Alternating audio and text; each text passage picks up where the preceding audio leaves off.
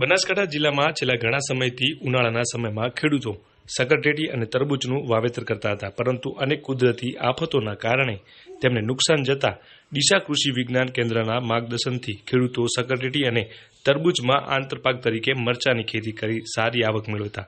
પરંતુ સમગ્ર જિલ્લામાં આ વર્ષે રાણપુર ગામના કનવરજી વાદણિયાએ સૌપ્રથમવાર સકરટેટી અને તરબૂચના આંતરપાકમાં ભીંડા, ચોળી, રીંગણનું સફળ વાવેતર કરી સારી એવી આવક મેળવી જિલ્લાના ખેડૂતોને એક નવો રાહ ચીંધ્યો છે. મારું નામ કનવરજી રામસિંહજી વાદણિયા, ગામ રાણપુર, તાલુકો ડીસા, જિલ્લો બનાસકાંઠા.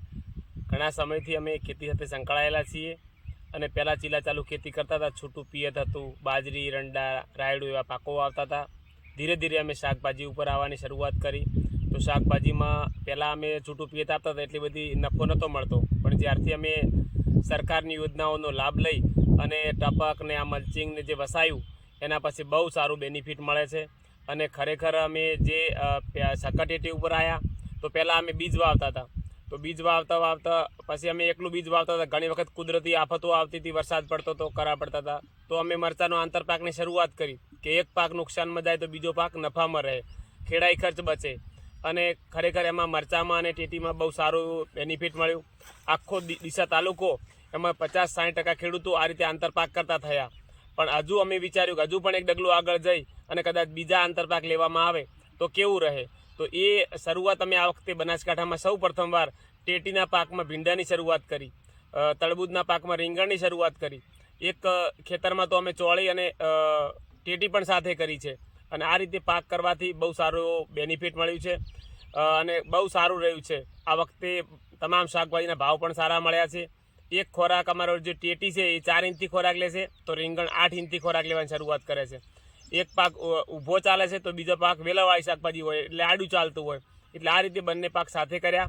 એમાં ખાસ મુદ્દાની વાત તો અમે સફળ થવાનું મુખ્ય કારણ એક જ હતું. આપણા વિસ્તારમાં ટેટી સાથે મરચાં ઘણા સમયથી ખેડૂતો આપણા વૈજ્ઞાનિકોની સલાહકાર બધાની જોઈ અને શરૂઆત કરી હતી અને બહુ સારું સફળ પણ થયા છે. આ વિસ્તારમાં બહુ લોકો ટેટી અને તરબૂચમાં મરચાંનું વાવેતર કરી રહ્યા હતા. એવા સમયે અમને વિચાર આવ્યો કંઈક જિલ્લાને નવું આપીએ. તો અમે ભીંડા સાથે જે ટેટી સાથે ભીંડાની શરૂઆત કરી. તો થોડું હાર્ડ છે, પણ ટેટીના આમાં રોપા હતા અને ભીંડાનું બીજ હતું, જેના કારણે ટેટી ફળ સેટિંગ થઈ ગઈ કમ્પ્લીટ. એના પછી જ ભીંડા મોટા થયા હતા, જેના કારણે ટેટીના પાકને કોઈ તકલીફ પડી નથી. બહુ સારું પ્રોડક્શન પણ મળ્યું છે. ટેટી જોવા જઈએ તો વાવવાથી ટેટી વાવવાનો ખર્ચો બધું જ ખેડાઈ સાથે ગણીએ તો 30,000-32,000 ખર્ચો વીઘે આવતો હોય છે. તો એની સાથે અમે બીજા જે 2,000 થી 3,000નું સીડ અમે ભીંડાનું લાવી અને અંદર રોપી દીધા હતા. તો ટેટીના ખાતર અને ટેટીના દવાના સાથે ફ્રીમાં ભીંડા મોટા થઈ ગયા હતા. અને જેમાં અમને આજ દિવસ સુધી જે 30,000-32,000ના ખર્ચા સામે આજે અમને 1,20,000 જેવું પ્રોફિટ એમાંથી થયું છે એક વીઘામાંથી. અને હજુ પણ ભીંડા પાક ચાલુ છે. જો તો સાથે અમે જે રીંગણ કર્યા તરબૂચ સાથે, એમાં પણ અમારે એવું જ છે કે અમે 12,000 રૂપિયા રીંગણના લાવ્યા હતા, 12 રૂપિયા 1 રૂપિયા પ્રમાણે. તો એમાં 12,000 વધારાનો એક્સ્ટ્રા ખર્ચો કર્યો હતો. તો 30 તો થતા હતા તરબૂચ વાવવાના, તો એમાં અમારે 4,000 વધારાનો ખર્ચો આવ્યો.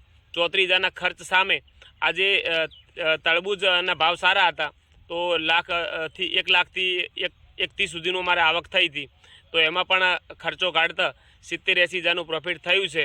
અને હજુ પણ રીંગણ તો ઓગસ્ટ મહિના સુધી ચાલે એવું દેખાય છે. તો હજુ પણ સારું આવક થશે. સાથે જોવા જઈએ તો ચોળી સાથે અમે ટેટી અને ચોળી ભેગી કરી હતી. એમાં પણ ચોળીનું બિયારણ બહુ સસ્તું આવે છે. તો એમાં ખાલી 500 રૂપિયાનું 1 કિલો મળતું હતું. 1 કિલો અમે વાવી દીધું સાથે. તો બંને ટેટીના ખર્ચામાં બધું, ટેટીના પાણીમાં, ટેટીને ખેડાઈ ખર્ચ, આ રીતે બધું સાથે સાથે થઈ ગયું. ટેટી મોટી થયા પછી અમારે ચોળી ચાલુ થઈ અને પૂરી થયા પછી, અને જે 1,20,000ના ખર્ચ સામે આવક સામે આમાં 30,000નો ખર્ચ હતો, 30-32,000નો, એમાં 1,20,000 એમાં પણ આવક થઈ હતી વીઘામાંથી. તો એ પ્રમાણે એવરેજ બહુ સારું રહ્યું છે આ વર્ષ. અને દરેક ખેડૂતોને ફરીવાર વિનંતી કરું છું, તમે પણ આંતરપાક કરી અને તમારી ખેતીને સફળ બનાવો. આ બધો પાક અમે 3 વીઘામાં રીંગણ છે, 2 વીઘામાં ચોળી છે અને 3 વીઘામાં ભીંડા છે. અને બધું આખું ખેતર અમે આંતરપાક કરેલ હતા અને આજે બધાય આંતરપાક આ વખતે સફળ થયા છે.